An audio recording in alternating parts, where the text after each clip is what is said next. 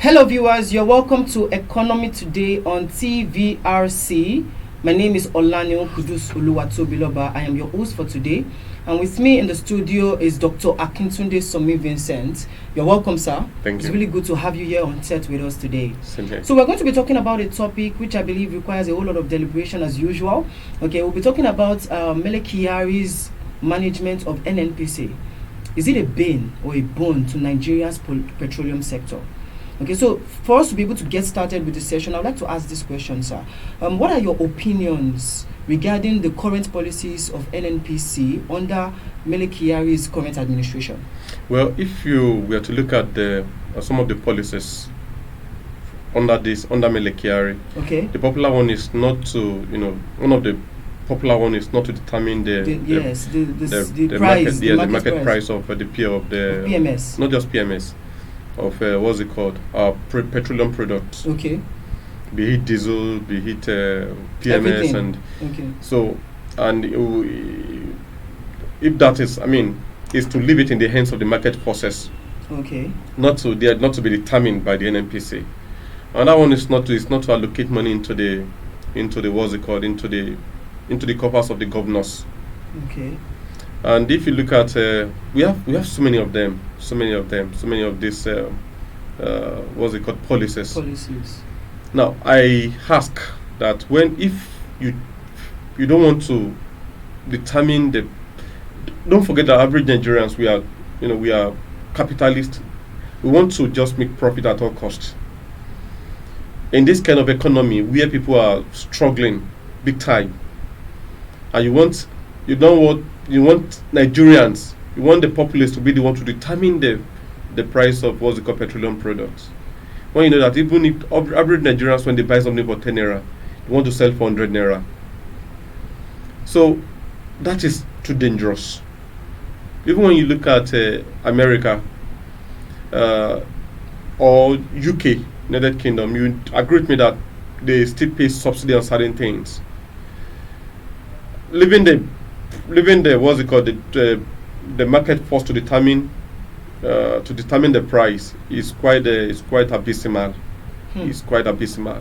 So, like I said, some of these policies, these are some of the terrible policies under this current incumbent NNPC director.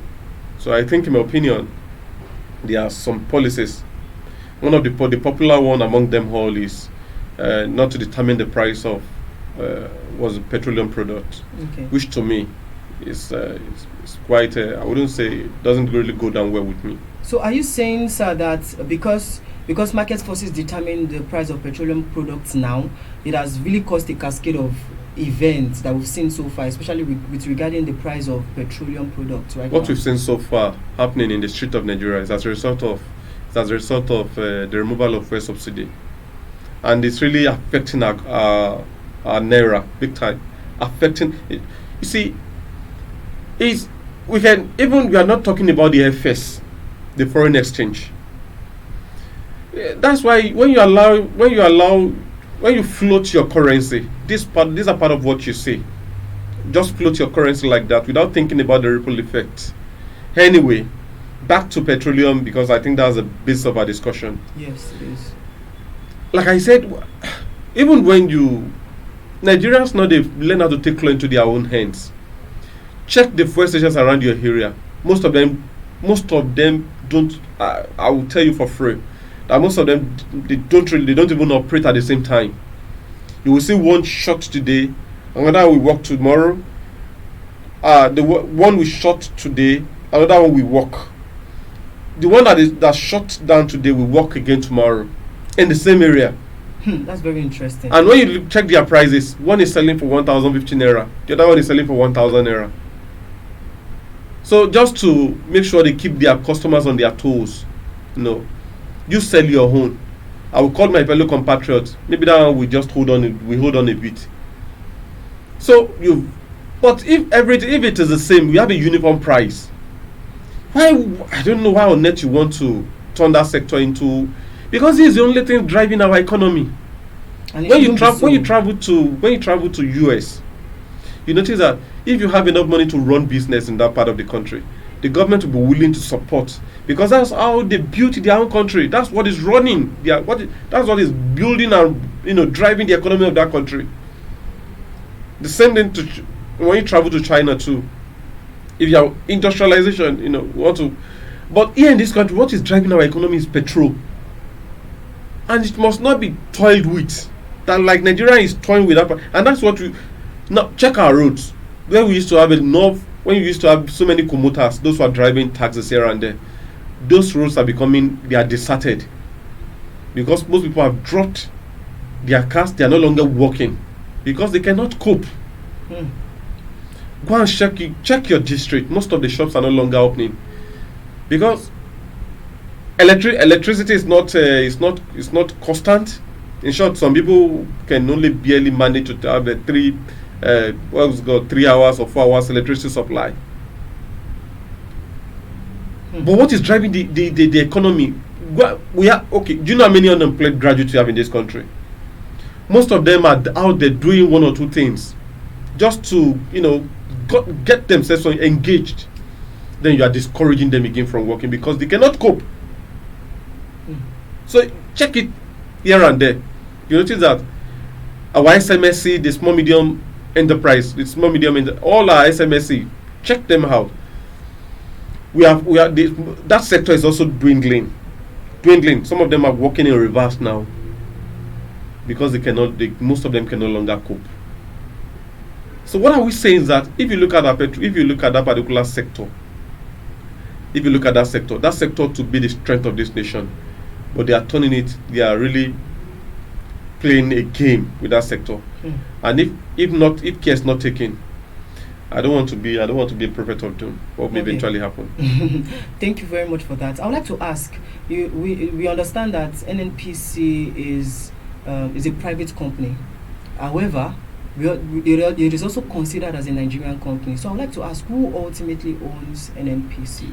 And I will ask rhetorical question: Who appoints the NNPC director?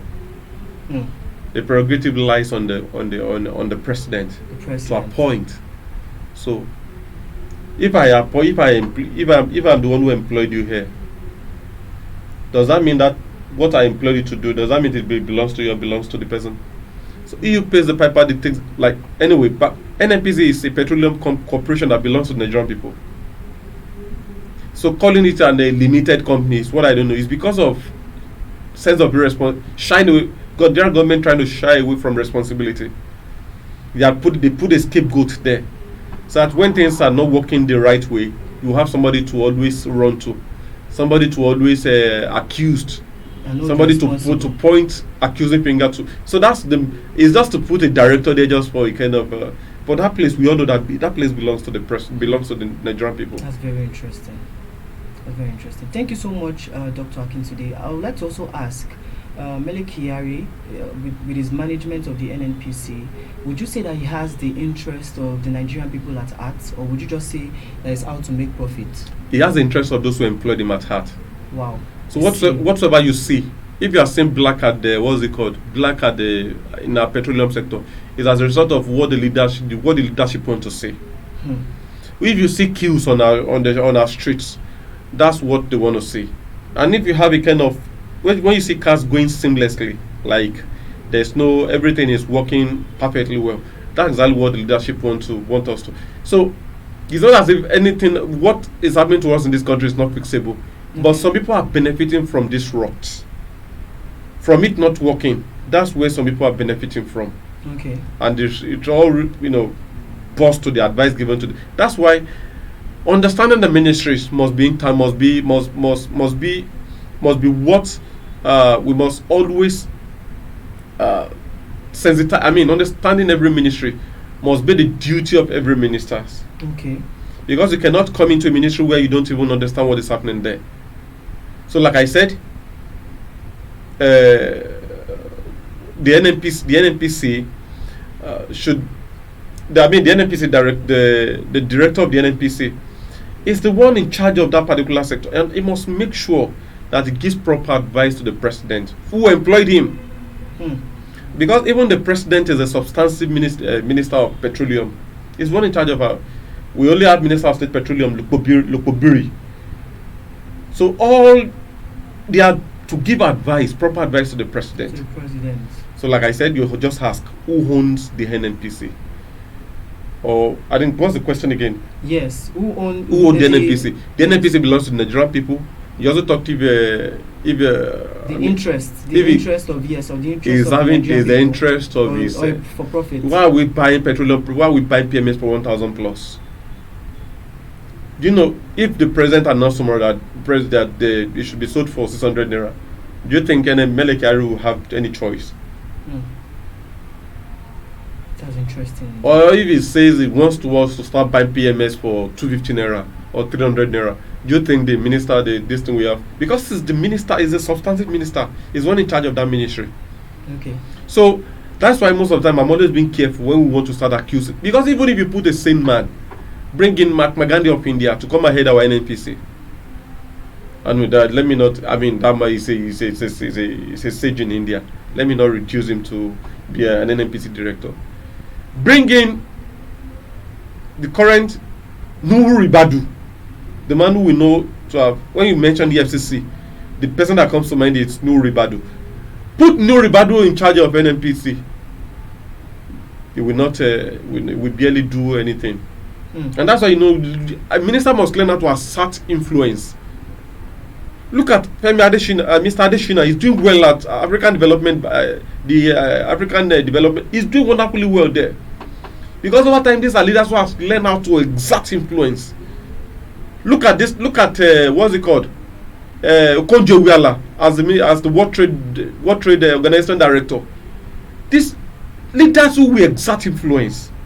Okay. Not the one who even if your principal is going haywire, you are there. All you are just doing is you are just there giving it kind of saying yes sir. You are going to sell petroleum for 2,000 naira, yes sir. You are going to do this to 1,000, yes sir. The yes sir ministers. Okay. We have ministers who can willingly who will just resign, even if you think your superior is not doing the right thing. For the sake of posterity and for the sake of your name. We are still talking about Ibe Kachuku today. One of the ministers, the then minister of Petroleum. The way he exert himself while he was the minister. It's true, we always judge him fairly, judge him rightly. Okay. But not this one that is always yes sir ministers.